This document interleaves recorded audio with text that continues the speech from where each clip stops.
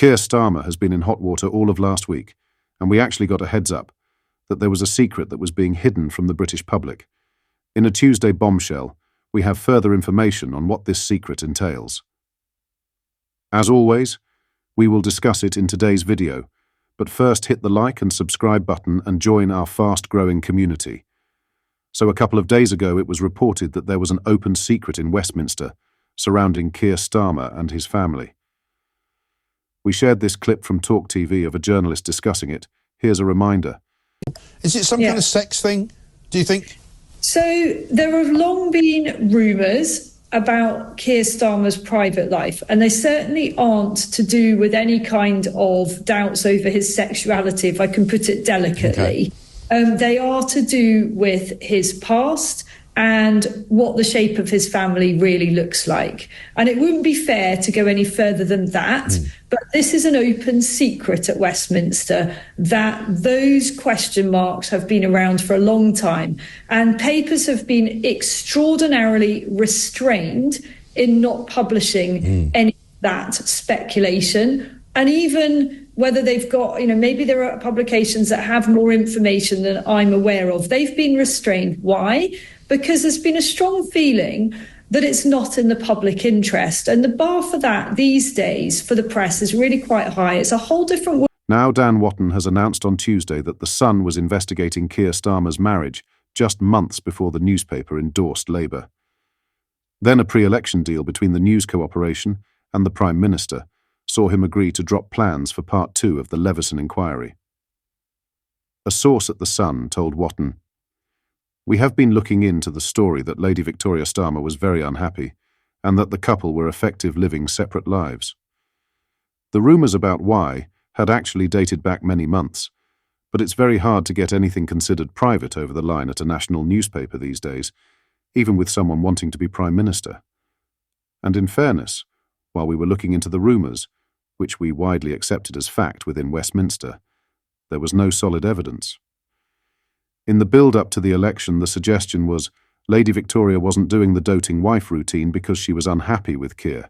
She had made it clear she didn't want to pose for the cameras. However, what is interesting is that a sudden U-turn took place, with the Sun insider adding, all of a sudden, she put on Lord Alice dresses and was smiling sweetly for the camera. Everyone knew something had changed. The secret is getting closer and closer to being revealed, and it seems as though Starmer has been living a completely different life. What do you think it is? Let me know in the comments. In other news, James Cleverly has launched a fresh scathing attack on Nigel Farage, as the Tory leadership hopeful claimed the Reform UK leader is out to destroy the Conservatives. Speaking at the Conservative Party conference in Birmingham, Cleverly hit out at the imitators within the Reform UK party and distanced himself from any possibility of a collaboration between the two forces. When asked how he plans to beat Labour at the next election if he was to lead the Tories, Cleverly admitted that the party needs to recognise that we lost votes to Reform and the Lib Dems, but also stressed that many Conservative supporters stayed home during the election. Cleverly explained, "We've got to recognise that we lost votes to Reform and the Lib Dems, and a whole load of Conservatives stayed at home. If we want to win, we have to win back voters from Reform and the Lib Dems, as well as those that stayed at home." Swiping at Reform UK, Cleverly claimed that the party, who gained over 4 million votes at this year's general election, are a pale imitation of the Tories. Cleverly fumed, "I think about half a dozen people across the country went directly to Labour, but not very many. So we need to demonstrate that we are a proper Conservative party, because Reform is a pale imitation of us. We don't need to be a pale imitation of them. We need to be the best version of us." Pressing Cleverly on whether Nigel Farage would be allowed into the Conservatives if the opportunity arose, the Tory candidate shut down all possibility of that happening, declaring that Farage is out to destroy them. Cleverly jibed, "He's not a Tory, he never claims to be a Tory, and he said he hates the Tories. He wants to destroy our party. He is not one of us. This is my family. This is my clan. These are the people I serve." Admitting Tories have been tempted by Reform previously, Cleverly continued, "We need to win back Conservatives.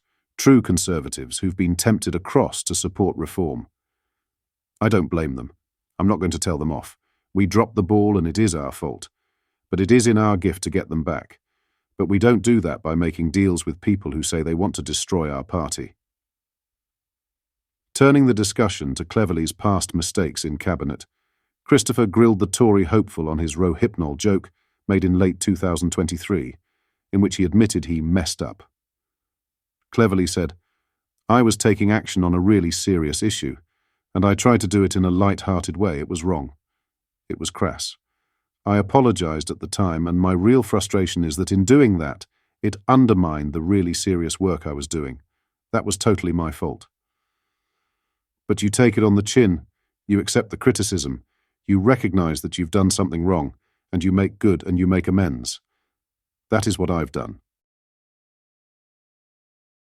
In other news, Princess Kate and Prince William's monthly social media rewind stirred the pot over its timing, as it was released just hours before Prince Harry's appearance at the Wellchild Awards in London, according to a royal insider.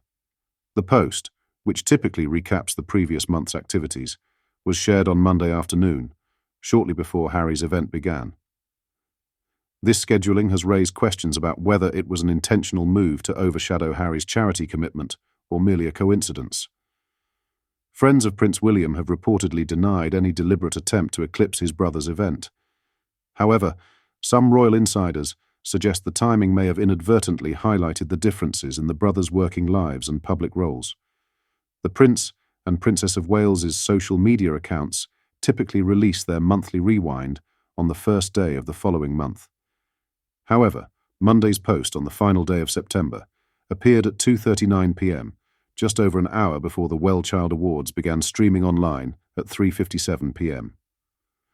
The rewind highlighted Princess Kate's cancer recovery announcement, Prince William's Earthshot Prize activities, Kate's private ballet visit, and an art exhibition supporting the homeless. In contrast, Prince Harry's Wellchild Awards appearance is one of his most significant remaining UK charity commitment.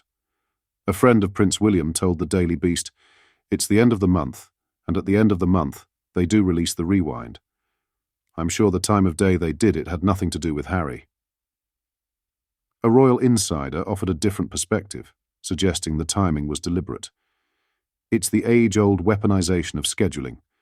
The different principals were always supposed to try, but often failed, not to schedule high-profile events for the same day to avoid knocking each other off the front pages. They added, "I certainly wouldn't buy anyone saying it just happened to be posted so late in the day by accident." A monthly rewind could equally well have gone out the next day, or earlier in the day. What are your thoughts on what we discussed in today's video? Let me know down in the comment section below. If you've not yet already, make sure you do drop a like on this video and subscribe to the channel for more British content.